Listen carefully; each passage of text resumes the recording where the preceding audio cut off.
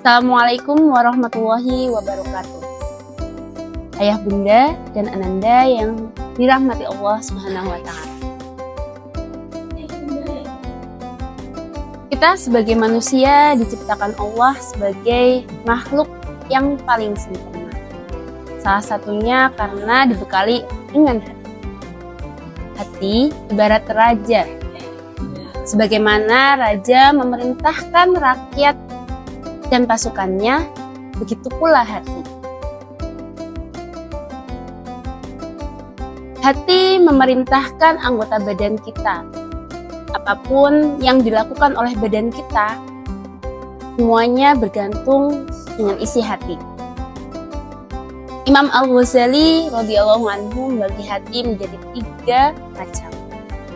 Yang pertama, qalbun mayyit, yaitu hati orang yang tidak percaya atau ingkar dan durhaka kepada Allah, Rasulullah, pada kedua orang tua, para ulama dan guru. Orang yang memiliki qalbun mayyit, jahatnya lebih jahat dari binatang, karena kejahatannya menggunakan akal. Kondisi hati yang mati ini juga tidak memiliki kehidupan dan tidak memiliki Tuhan. Orang dengan hati ini akan memuaskan apa yang ia sukai dan yang ia inginkan dengan berbagai macam cara.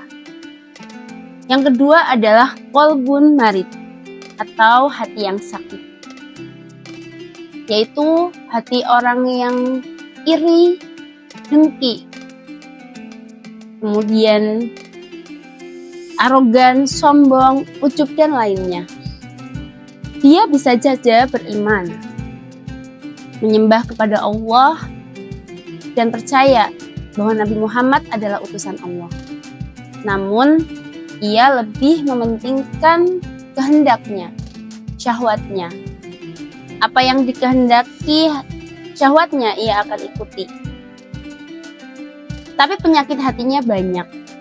Ciri khasnya adalah tidak pernah tentram, selalu merasa cemas, was-was, tidak menikmati hidup, dan jarang bersyukur. Orang dengan hati yang sakit ini memiliki perasaan iri hati, arogan, sombong, ujub, takabur, dan penyakit hati yang lain. Yang ketiga adalah hati orang yang paling baik, yaitu qalbun salim.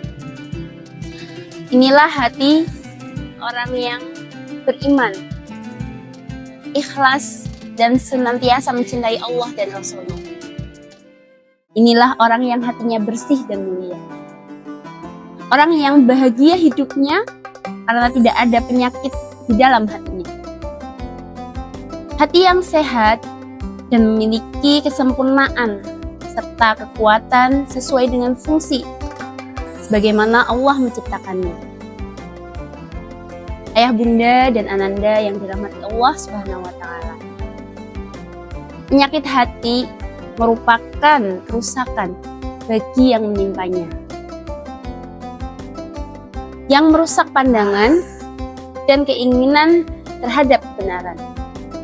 Seseorang yang berpenyakit hati tidak melihat kebenaran sebagai kebenaran. Dia akan tutup mata terhadapnya. Allah Subhanahu wa Ta'ala berfirman di dalam Al-Quran, wa ammal ladina fi qulubihim maradun fazadathum rijsan ila rijsihim wa matu wa hum kafirun, yang artinya, dan adapun orang-orang yang di dalam hatinya ada penyakit, maka dengan surah itu akan menambah kekafiran mereka yang telah ada, dan mereka akan mati dalam keadaan kafir. Quran Surah At-Taubah ayat 125.